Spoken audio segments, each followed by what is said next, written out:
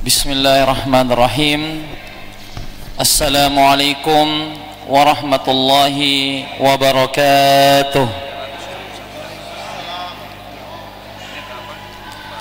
Innal hamdalillah nahmaduhu wa nasta'inuhu wa nastaghfiruh wa na'udzu billahi min shururi anfusina wa min sayyiati a'malina. من يهده الله فلا مضل له ومن يضلل فلا هادي له وأشهد أن لا إله إلا الله وحده لا شريك له وأشهد أن محمدا عبده ورسوله اللهم صل وسلم وبارك على نبينا محمد وعلى آله وأصحابه ومن تبعهم بإحسان إلى يوم الدين أما بعد. Hadirin dan hadirat, Bapak-bapak dan ibu-ibu kaum muslimin yang sama-sama berbahagia, alhamdulillah di malam hari yang berbahagia ini, pada malam Ahad tanggal 26 dari bulan Muharram tahun 1447 Hijriah, dengan izin Allah Subhanahu wa taala dan taufiknya, kita bisa hadir untuk sama-sama duduk di salah satu rumah dari rumah-rumah Allah Subhanahu wa taala untuk mendengarkan ayat-ayat suci Al-Qur'an dan juga hadis-hadis yang tercinta dari Rasulullah sallallahu alaihi wasallam.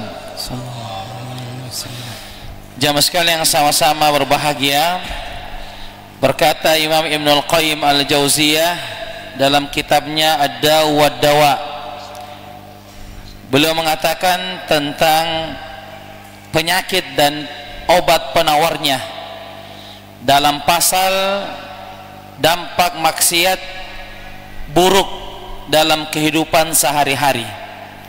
Beliau mengatakan bahwasanya dosa itu kita bisa mengalami efek yang buruk, dampak yang buruk ketika kita melanggar aturan-aturan Allah Subhanahu wa taala. Di antara penghalang-penghalang, di antara dampak buruk dari dosa itu adalah terhalangnya kita mendapatkan ilmu yang bermanfaat. Seseorang dihalangi oleh Allah untuk mendapatkan ilmu agama. Seseorang terhalangi untuk mendapatkan ilmu syar'i. Sehingga jika dia tidak mengetahui ilmu agama ini, maka dia akan berada di jalan yang sesat, berada di jalan yang menyimpang, bukan berada di jalan yang benar. Dan disebutkan bahwasanya dosa itu membuat kita terhalangi untuk belajar agama. Dosa itu menghalangi kita untuk menuntut ilmu agama. Karena kenapa? Az-dzunub zulmun. Dosa itu adalah kegelapan. Wal ilmu nurun, dan ilmu itu adalah cahaya. Az-dzunub, dosa itu adalah zulmun, kegelapan. Wal ilmu nurun, dan ilmu itu adalah cahaya.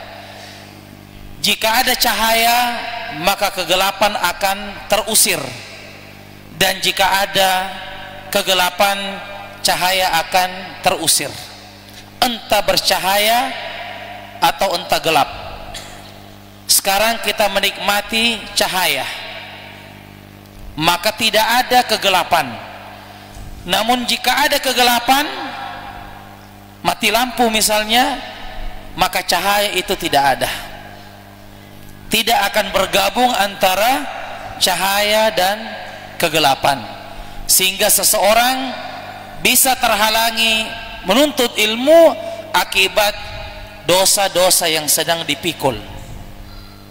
Dosa-dosa yang sedang dipikul. Kemudian kata beliau, selain ilmu kita terhalang tidak mendapatkan ilmu, beliau mengatakan adalah ar-rizqu, kita juga terhalangi untuk mendapatkan rezeki. Dosa itu membuat rezeki kita itu tidak lancar. Dosa itu membuat rezeki kita itu tidak beruntung, tidak untung, karena dosa yang disebabkan. Bukankah rezeki itu datangnya dari Allah Subhanahu wa ta'ala? Bukankah rezeki itu adalah nikmat, dan nikmat itu tidak diberikan kepada pelaku dosa. Innal abda la yahrumu ar-rizqa bi ma'siyatin yusibuhu. Sesungguhnya seorang hamba itu terhalangi rezekinya akibat dosa yang dia kerjakan.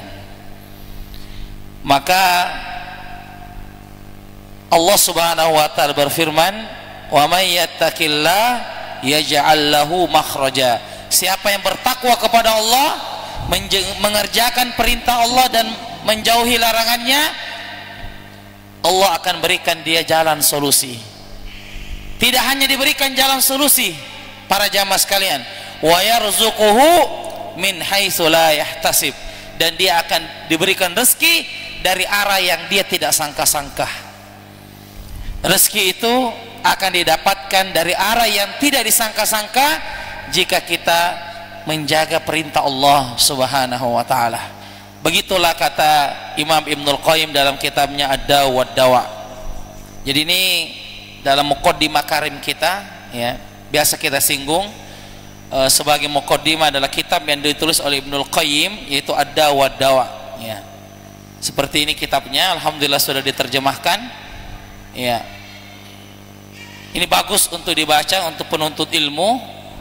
Judulnya adalah Ad-Da'u, yaitu penyakit, wad-dawa, dan obat penawarnya.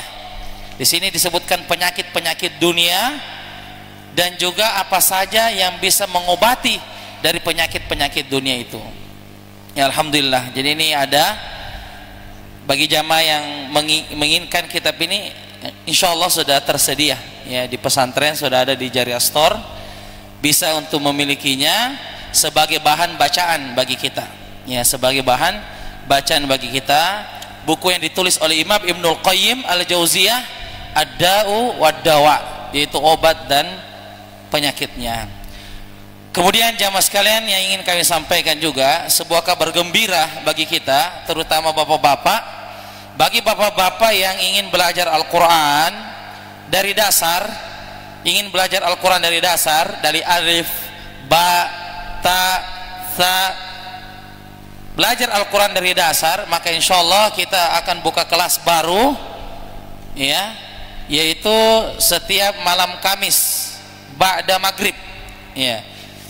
Jadi kalau ada teman kita atau ada jamaah yang ingin memperbaiki bacaannya atau mau belajar Al-Quran dari nol, dari dasar, dari pengenalan huruf-huruf, ya, yang selama ini mungkin, ya, huruf yang dianggap benar ternyata salah, maka insya Allah bisa kita masuk di kelas baru, yaitu setiap malam Kamis, ya, insya Allah dimulai malam Kamis ini, yaitu kelas dasar.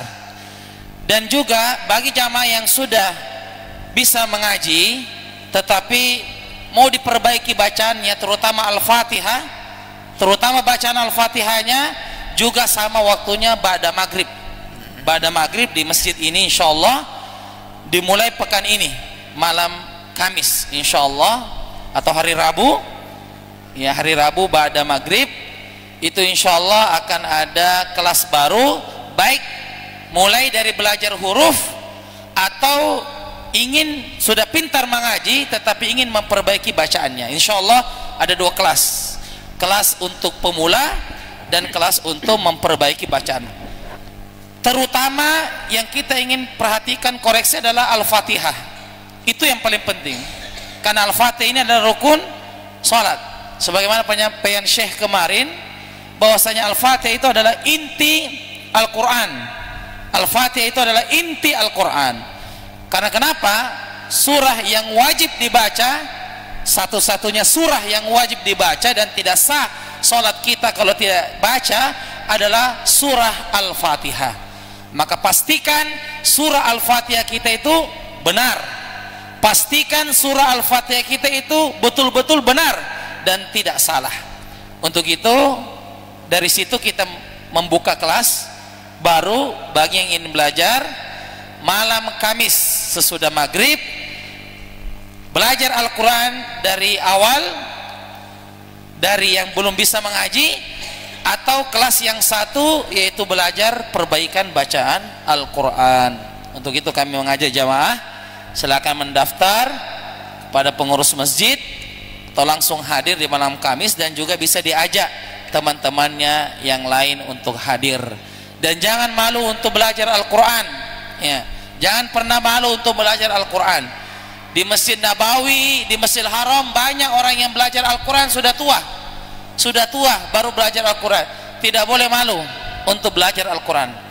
Yang boleh malu itu kalau kita meninggal tidak tahu mengaji, itu harus malu ya, harus malu, karena kita akan bertemu dengan Allah, kita akan berjumpa dengan Allah. Apa nanti yang kita akan jawab di hadapan Allah kalau kita dikasih umur 70 tahun, dikasih umur 60 tahun baru tidak tahu mengaji?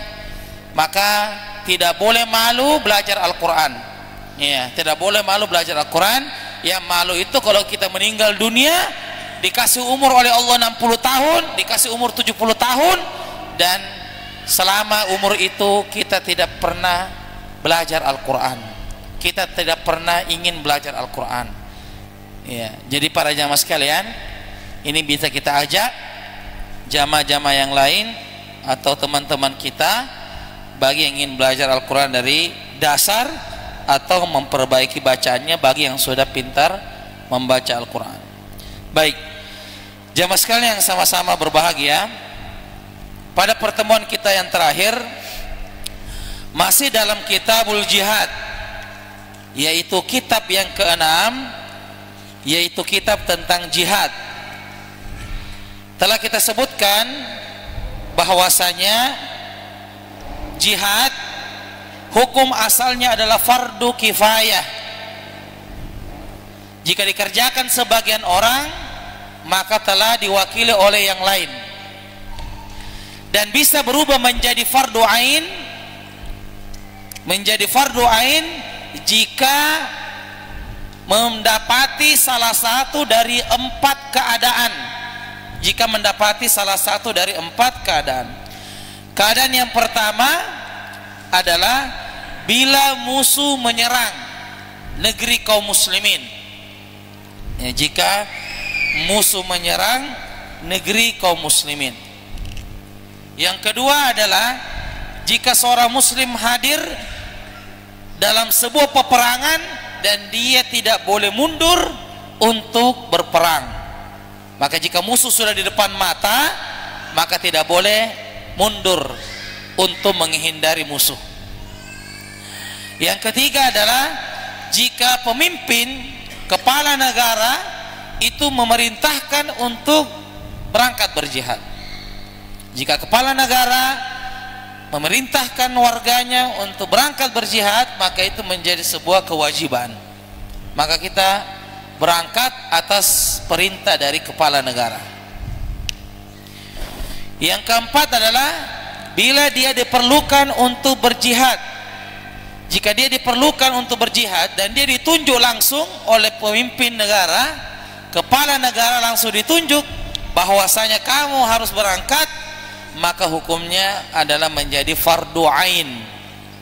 Fardu ain itu adalah wajib bagi setiap individu ya, wajib bagi setiap individu. Jadi ini 4 keadaan yang tadinya fardu kifayah maka berubah menjadi fardu ain ya. Maka memang fikih itu para jamaah sekalian tidak bisa dikatakan fardu kifayah selamanya, bisa menjadi fardu ain ya, bisa menjadi fardu ain, tergantung kondisi dan keadaan ya, tergantung kondisi dan keadaan. Kemudian juga telah kita sebutkan syarat-syarat jihad, yang mana syarat-syarat jihad itu ada 7 menjadi syarat jihad ya. Yang pertama adalah muslim, dia seorang muslim.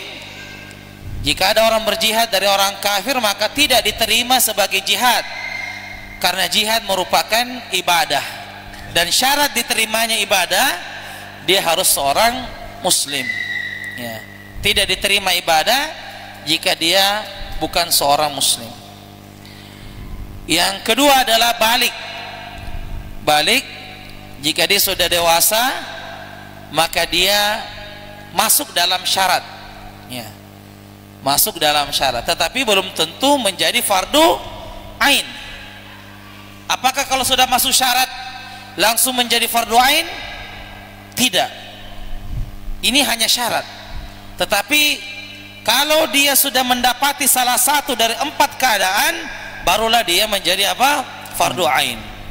Iya, baru dia menjadi fardu ain. Kemudian yang ketiga adalah berakal. Berakal, maka orang gila itu tidak wajib berjihad, ya. Karena berangkat orang gila berjihad itu bisa menjadi masalah di atas masalah. Bayangkan kalau dia bunuh sendiri temannya, ya.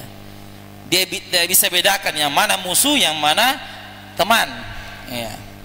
Baik. Kemudian laki-laki, maka wanita tidak masuk syarat berjihad.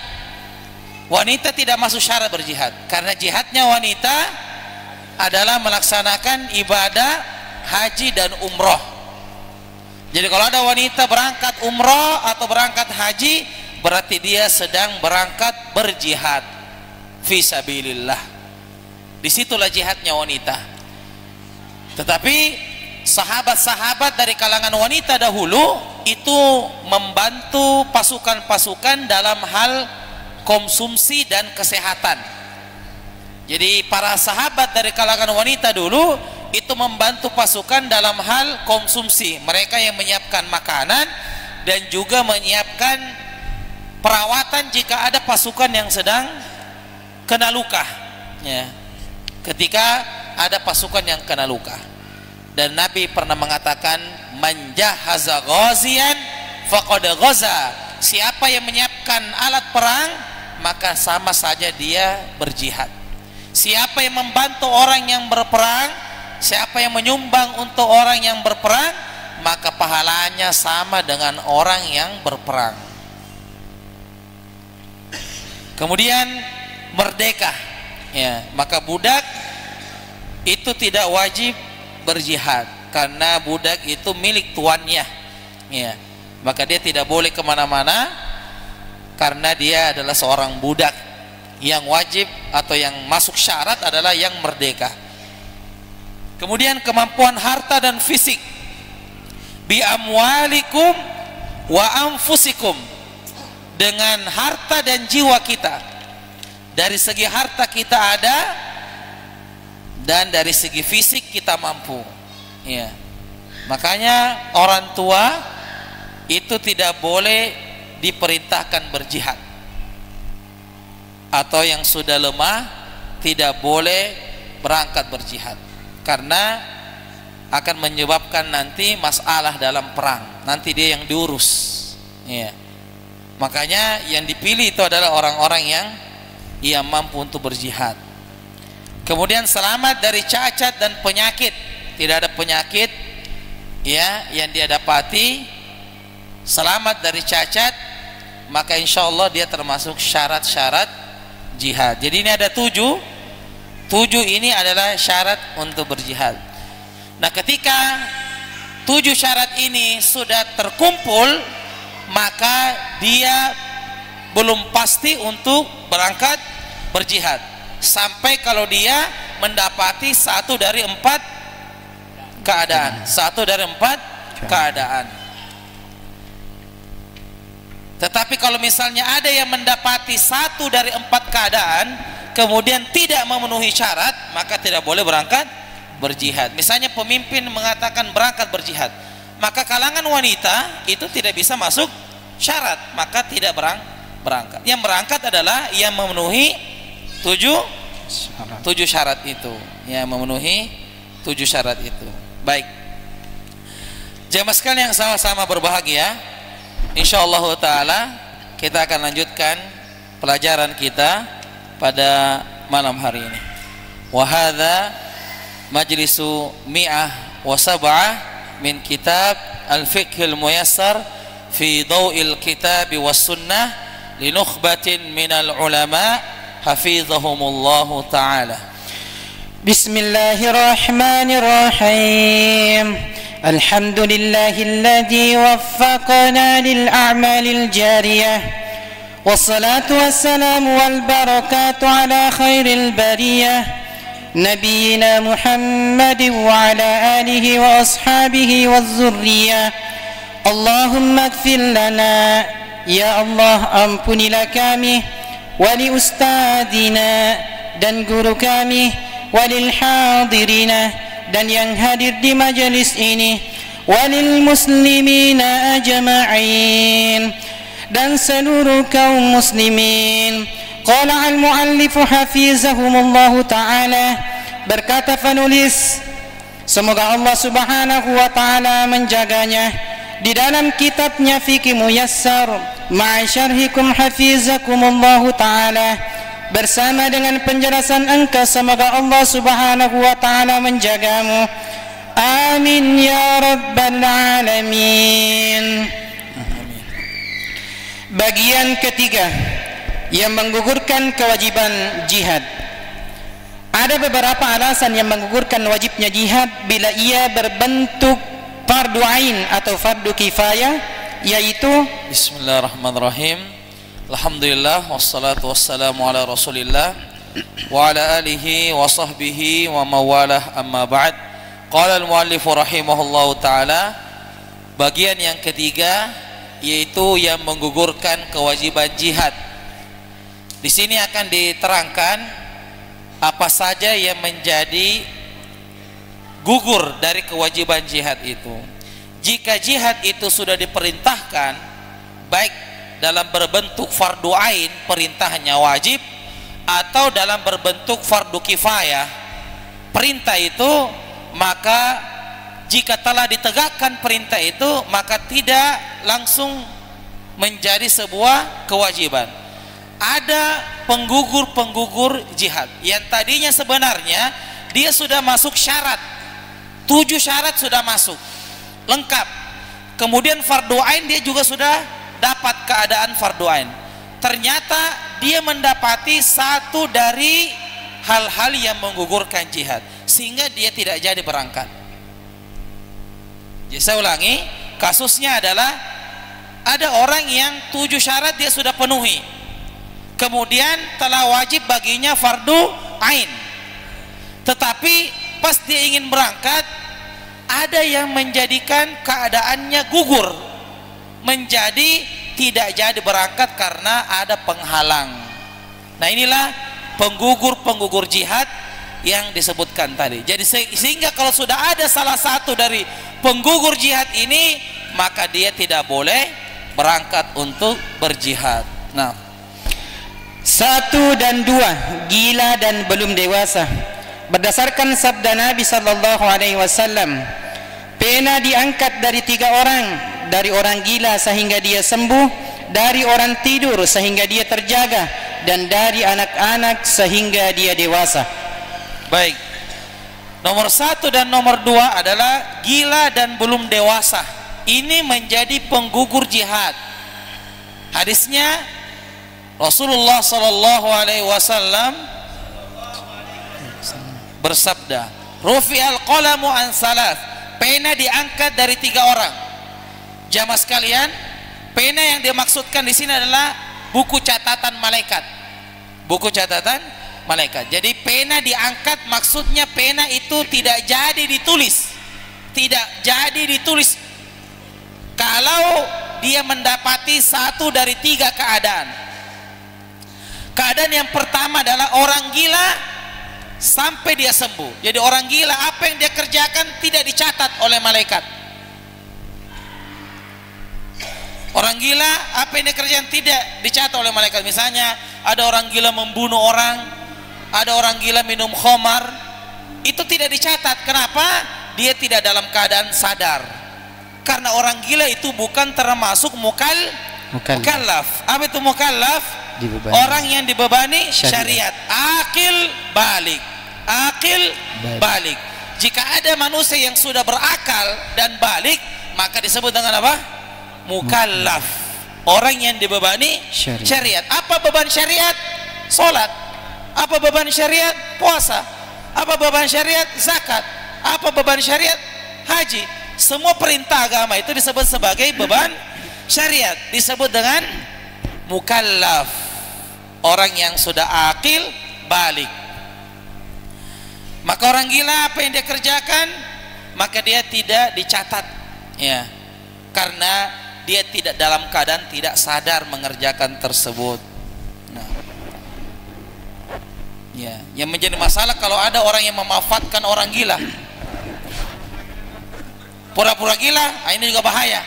Pura-pura gila, ya, ya, itu tercatat. Ada, ya, jangan sampai ada yang memanfaatkan orang gila. Nauzubillah. Ada berita yang kemarin masuk, ya, ya, ada laki-laki, ya, ada laki-laki, ya, berbuat asusila kepada orang gila, membuat asusila kepada orang gila, ya, tahu asusila, ya, ya, membuat hal yang tidak benar dalam agama orang gila, memperkaos orang gila, memperkaos orang gila. Ini yang orang gilanya dicatat atau tidak? Dicatat enggak? Tidak. Tidak. Yang pelaku dicatat karena dia mukallaf. Nah, itu tadi ada yang memanfaatkan orang gila, nauzubillah, ya. Maka yang sadar itulah yang dicatat. Orang gila dia tidak tahu apa-apa. Mungkin dia kira mau dibelikan permen, ternyata. Nah, kemudian yang kedua adalah anin naim hatta yastaiqid, orang yang tidur sampai dia bangun. Maka kalau ada orang yang tidur bangun tengah malam kemudian sholat tahajud, diterima atau tidak? Tidak, karena dia tidak dalam keadaan sadar. Taruhlah misalnya ada orang tidur kemudian bangun, kemudian dia berzikir la ilaha illallah 1000 kali dalam keadaan tidur ini, maka dia tidak diterima. Kenapa? Pena tidak tercatat. Innamal a'malu binniyat. Bolehkah kita mengerjakan amalan tanpa niat? Tidak. Apakah orang yang tidur tadi itu dia niatkan untuk sholat malam? Tidak. Karena dalam keadaan tidur. Kan ada orang tidur itu subhanallah, ya, beda-beda. Ada yang bangun tidur kemudian jalan sendiri, ya, ya, keluar dari kamarnya. Bahkan ada yang tidur mau masuk ke dalam sumur, dia bilang, "Nah, panggil ke di situ nenekku," katanya. La haula wala quwata illa billah. Ya. Seperti itu, ya. Bahkan ada juga yang mau lompat dari lantai berapa, katanya, "Ada nenekku, tunggu ke di sana." Ini sementara tidur. Maka dia tidak tercatat. Apa yang dikerjakan, misalnya ada orang tidur, ya, kita kasih bangun kemudian tinju kita, tidak tercatat itu. Kan begitu kan, misalnya dikasih bangun itu kemudian tiba-tiba dia tinju kita dan dia memang dalam keadaan tidak sadar, maka itu tidak tercatat. Bukan kisos. Setelah itu bilang, "Nanti saya pukul juga kamu," karena ini kisos. Tidak boleh kisos, tidak boleh membalas semisal karena dia dalam keadaan tidak sadar. Yang ketiga adalah anak kecil sampai dia dewasa. Maka anak kecil itu tidak diangkat pena baginya karena dia belum mukallaf. Tapi anak kecil itu jika dia misalnya memecahkan barang, ya, seperti Gucci harga 8 juta, kemudian kita mengatakan, jangan dihukum anak-anak, dia belum mukallaf. Betul, tapi orang tuanya ganti rugi. Orang tuanya ganti rugi. Kenapa? Karena dia telah lalai melihat anaknya. Jangan dengan mentah-mentah bilang, "Ini belum, Allah saja tidak catat, apalagi kita." Ini bukan masalah itu. Dia sudah pecahkan Gucci 8 juta. Siapa yang bayar 8 juta itu? Dia bilang, itu belum diangkat pena. Betul, tapi dicatat sekarang karena dia ganti rugi. Maka yang ganti adalah orang tuanya. Yang ganti adalah orang tuanya, ya. Jadi tidak boleh misalnya ada anak-anak misalnya pecahkan gelas di rumah orang, kemudian kita pas pecahkan, hati-hati nak. Oh, nggak boleh. Orang tuanya harus bilang, "Saya ganti nih." Berapa gantinya? Ya, kemarin saya beli online 5 jutaan, ya. Ya. Jadi tidak boleh kalau ketika ada anak yang betul memang dia belum mukallaf, kalau dia berbuat sesuatu yang merugikan, maka yang menggantinya adalah walinya. Yang menggantinya adalah siapa? Walinya. Jadi ini tidak termasuk dari wajib jihad karena dia gugur terhadapnya jihad. Nah, 3, wanita, sehingga jihad tidak wajib atas kaum wanita sebagaimana sudah dijelaskan. Ini jelas wanita itu gugur padanya jihad, ya. Jadi wanita itu tidak ada kewajiban untuk berjihad. Yang ada adalah kalau wanita ingin berjihad maka tabung umroh, tabung haji, disitulah jihadnya wanita. Maka wanita itu lebih banyak menabung untuk mendapatkan pahala jihad. Cara menabungnya adalah emasnya, perhiasannya dijual, ya, kemudian dimasukkan ke tabung umroh, ya.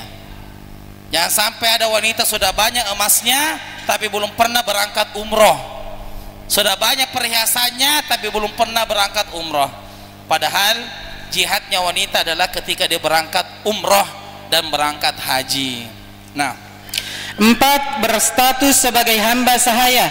Berdasarkan asar yang diriwayatkan oleh Abu Hurairah radhiyallahu anhu, dia berkata, Rasulullah sallallahu alaihi wasallam bersabda, hamba sahaya yang soleh meraih 2 pahala demi zat yang jiwaku ada di tangannya, kalau bukan karena jihad di jalan Allah, haji dan berbakti kepada ibuku, niscaya aku berharap mati dalam keadaan sebagai hamba sahaya. Berstatus sebagai hamba sahaya atau bahasa lainnya adalah budak. Hamba sahaya yang soleh meraih 2 pahala demi zat yang jiwaku ada di tangannya, kalau bukan karena jihad di jalan Allah, haji dan berbakti kepada ibuku, niscaya aku berharap mati dalam keadaan sebagai hamba sahaya, ya.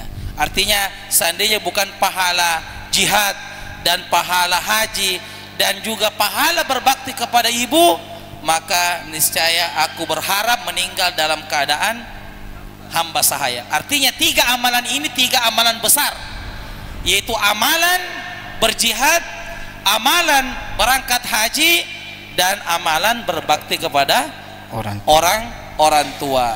Ini adalah 3 amalan yang luar biasa, sebagaimana ya disebutkan ya oleh Nabi, seandainya bukan karena 3 amalan itu, maka saya lebih baik menjadi seorang budak saja.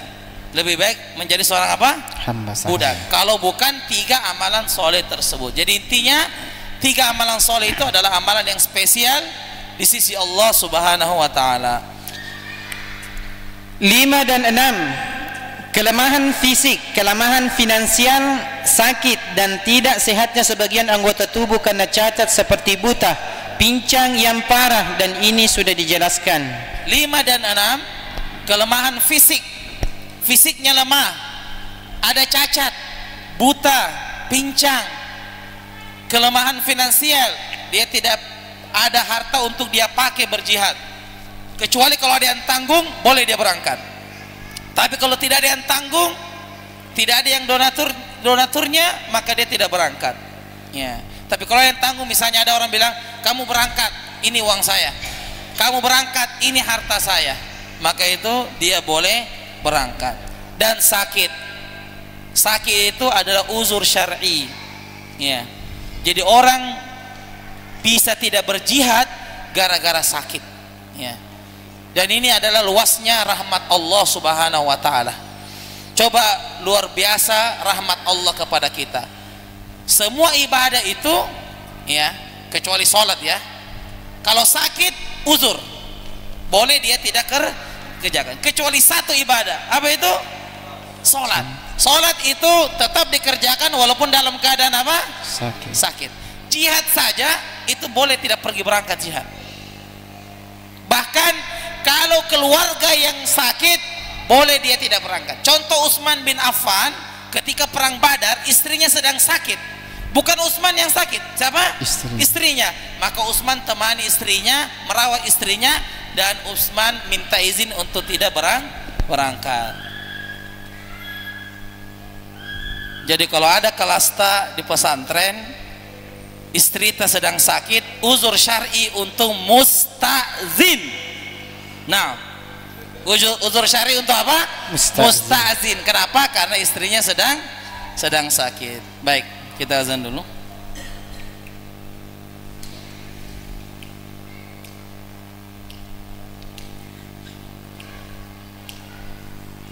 Jadi di antara rahmat Allah Subhanahu wa taala adalah bagi yang uzur sakit maka boleh dia tidak berangkat berjihad.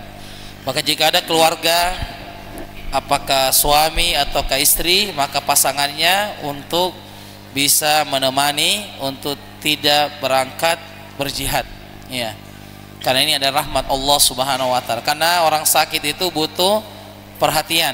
Orang sakit itu butuh untuk dilayani. Sehingga menjadi uzur syar'i, uzur yang dibenarkan dalam agama. Jika ada keluarga yang sedang sakit, maka kita boleh untuk tidak hadir dalam kelas atau jihad dalam medan perang. 7. Tidak adanya izin bapak, ibu atau salah satunya bila jihadnya adalah jihad sunnah. Berdasarkan hadis Ibnu Amr radhiyallahu anhuma, dia berkata, seorang laki-laki datang kepada Nabi sallallahu alaihi wasallam, lalu dia meminta izin kepada beliau untuk berjihad. Maka beliau bertanya, apakah bapak dan ibu masih hidup? Dia menjawab, ya. Beliau sallallahu alaihi wasallam bersabda, berjihadlah dalam berbakti kepada mereka. Berbuat baik kepada bapak ibu adalah fardu ain, sedangkan jihad adalah fardu kifayah. Dalam kondisi ini maka fardu ain lebih didahulukan. Namun saat jihad menjadi fardu ain, maka bapak ibu tidak berhak menghalanginya dan tidak perlu izin kepada keduanya. Baik, barakallahu fiik.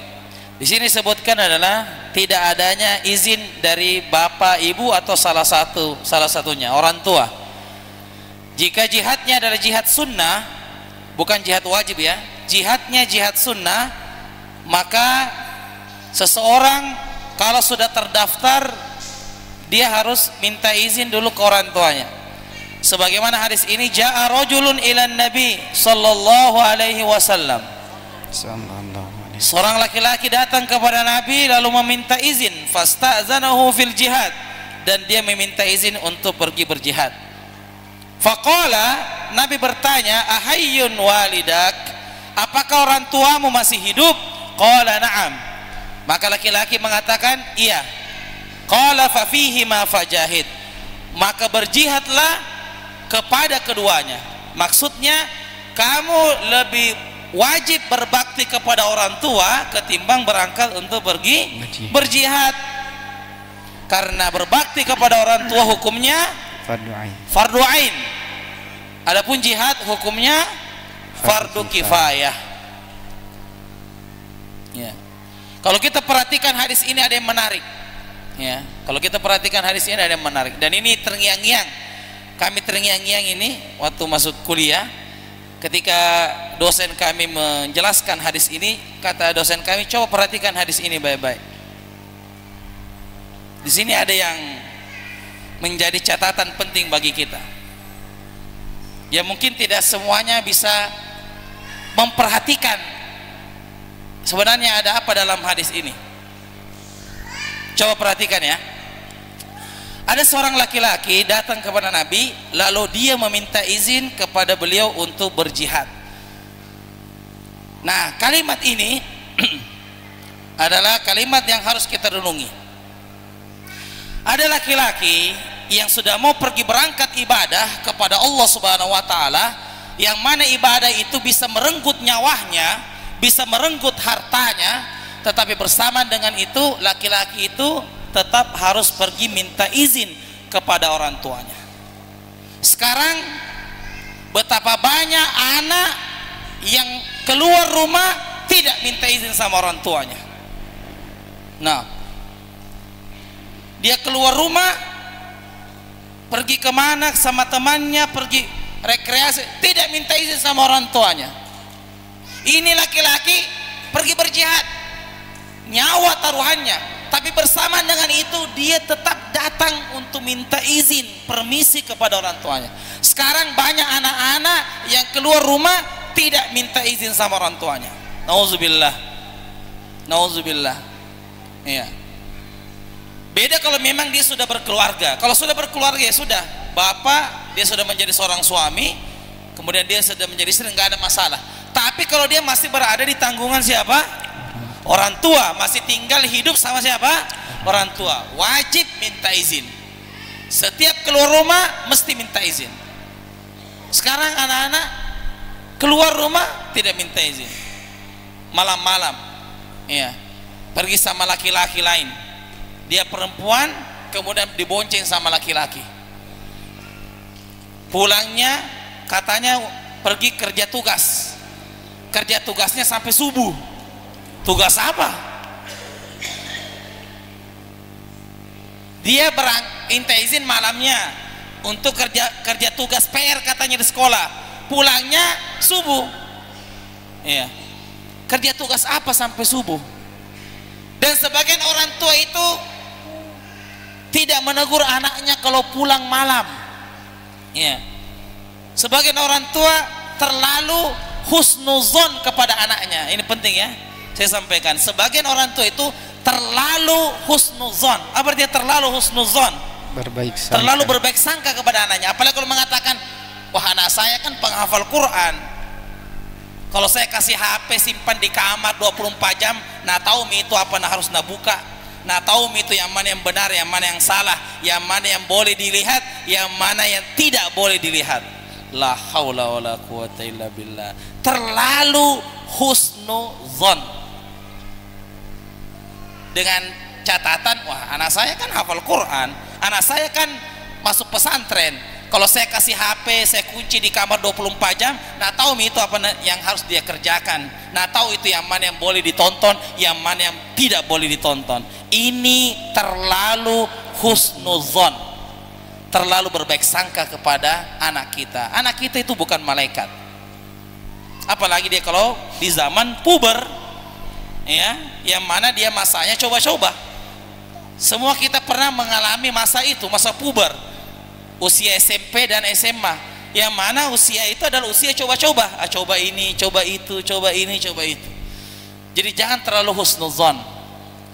Maka ditegur ketika dia pulang malam, ditegur kalau misalnya dicek WA-nya aktif terakhir jam 1. Ih, apa ini? WA-nya dicek terlihat terakhir jam 1, sampai jam 1 malam baru tidur. Apakah kita mengatakan, oh kapan mau roja juz 30 mungkin? La haula wala quwata illa billah. Jadi jangan terlalu husnuzon ya kepada anak kita. Makanya perlu ditegur, seperti kata Nabi ini, laki-laki datang minta izin untuk berjihad, maka tidak boleh anak-anak dalam asuhan orang tuanya keluar rumah tanpa izin orang tuanya, karena orang berjihad pun saja mesti minta izin kepada orang tuanya, apalagi dibawa daripada jihad itu. Nah, barakallahu fiik.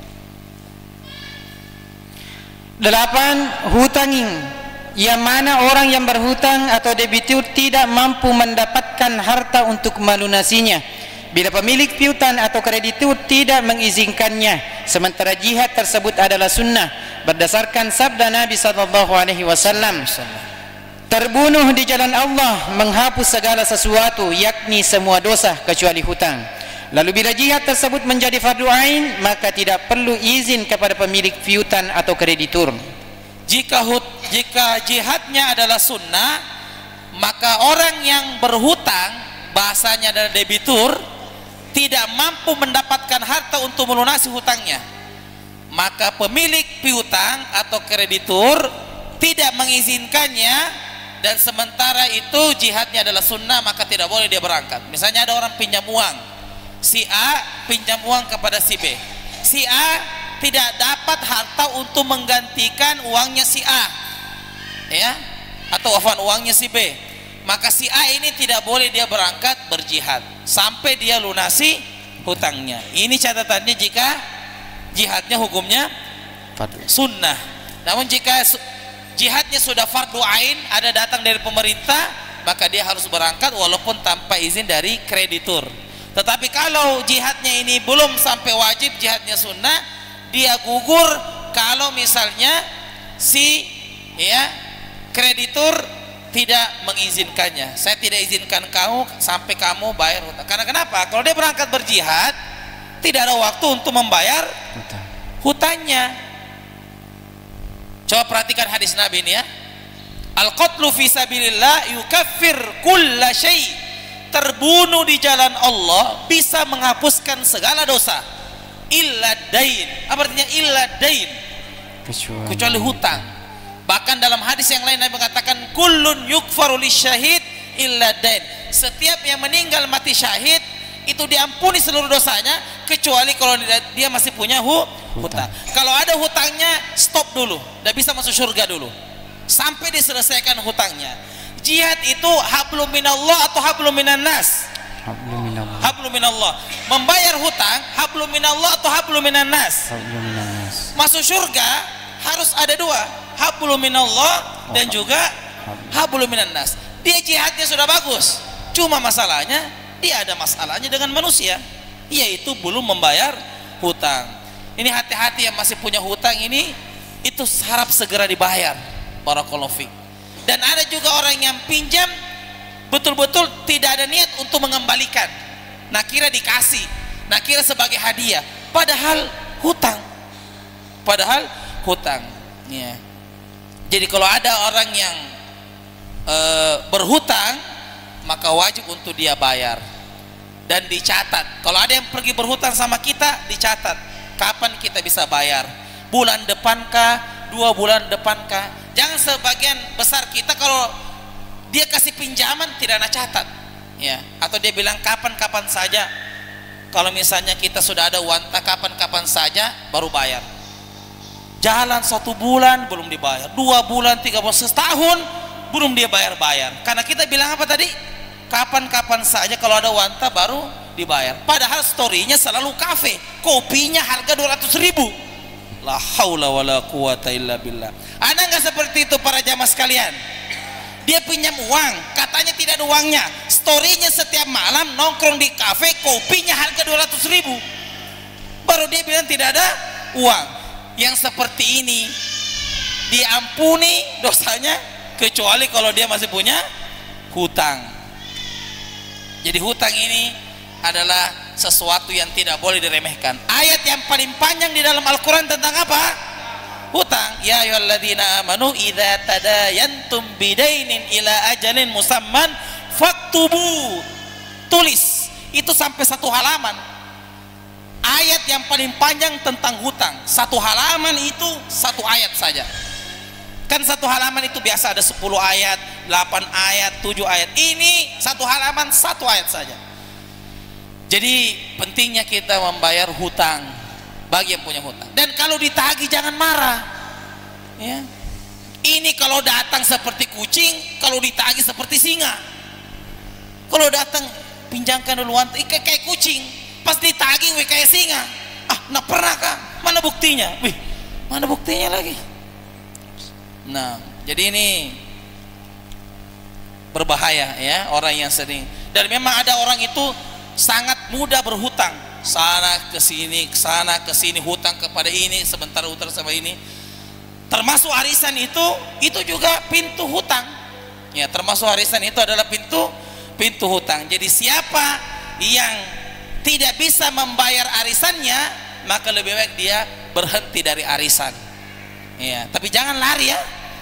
Maksudnya kalau dia sudah dapat baru dia lari, ini bahaya ini, ya.